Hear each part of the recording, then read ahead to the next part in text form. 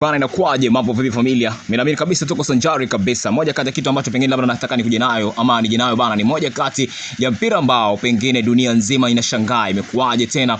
Tukumbuke kabisa kwamba kombe la dunia la mwaka 2026 bado siku chache kabisa kuweza kulisakata kambumbu, timu 48 lakini michezo 104 ikisubiriwa kwa hamu kubwa zaidi, dunia nzima ikiwa inasubiri. Lakini moja kati ya kitu ambacho pengine labda kombe la dunia la mwaka 2026 litakuwa la kipekee katika historia ya soka duniani. Kwa mara ya kwanza bana, mashindano haya yanafanyika katika nchi kuu tatu. Marekani nikamaanisha United States, lakini Mexico pamoja na Canada.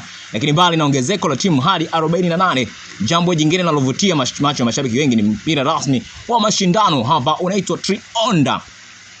Bana, Trionda ni mpira ambao umetengenezwa na kampuni ya Adidas, lakini ukishirikiana na FIFA.com, ukiwa na teknolojia ya kisasa zaidi kuwahi kutumika kwenye mipira ya mashindano duniani. Jina Trionda linamaanisha nini? Jina Trionda linamaanisha kwamba mawimbi matatu. Kumbuka, mataifa matatu pekee ndo ambayo yanashiriki na ndo ambayo yana host mashindano haya ya kombe la dunia la mwaka 2026. Linawakilisha mataifa matatu kama nilivyosema yanayoandaa mashindano hayo. Rangi zake kuu ni nyekundu, kijani na blue, zikionyesha utambulisho wa Canada, Mexico pamoja na Marekani. Kinachofanya mpira huu kuwa wa kipekee zaidi ni uwepo wa sensa maalum ndani yake inayoweza kutuma taarifa za mwendo wa mpira kwa mfumo wa VAR, yani Video Assistant Referee, kwa wakati halisi zaidi. Lakini teknolojia hii inasaidia waamuzi kufanya maamuzi sahihi zaidi kuhusu offside, kugusa mpira kwa mkono na matukio mengine tata uwanjani yanayohusu mpira.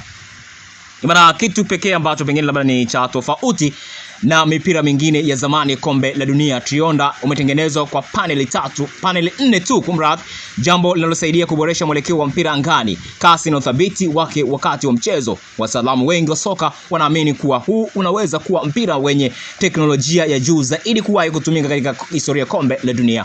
Kwa mashindano katika mashindano yote ya michezo 104 ya kombe la dunia la mwaka 2026, nyota wakubwa wa soka duniani watakuwa watalitumia ama wakilitumia Trionda kuandika historia mpya zaidi. Kila pasi, kila shuti, kila goli na kila tukio muhimu litakuwa likifuatiliwa kwa usahihi mkubwa kupitia teknolojia iliyowekwa ndani ya mpira huu. Bana, mambo ni mengi sana, muda ni mchache, lakini ino moja kati ya teknolojia ambayo pengine labda watu wengi sana wanazidi kushangaa na kubaki midomo wazi. Kwa kifupi bana, Trionda sidhani kama ni mpira bali ni alama ya maendeleo ya teknolojia katika soka. Ni mpira unaounganisha mabara, mataifa na mamilioni ya mashabiki duniani katika sherehe kubwa zaidi ya michezo wa kandanda duniani. Matangazo yote na taarifa zote kemkem utapata kupitia Malab TV. Bana, usisahau kulike, comment, kusubscribe na kushare, ikiwezekana tukometisha kinoma. Sisi tunasema soka letu kivyetu, tutatamba na wewe kutoka mwanzo mpaka mwisho. The King himself, bana, Mr. Voxley.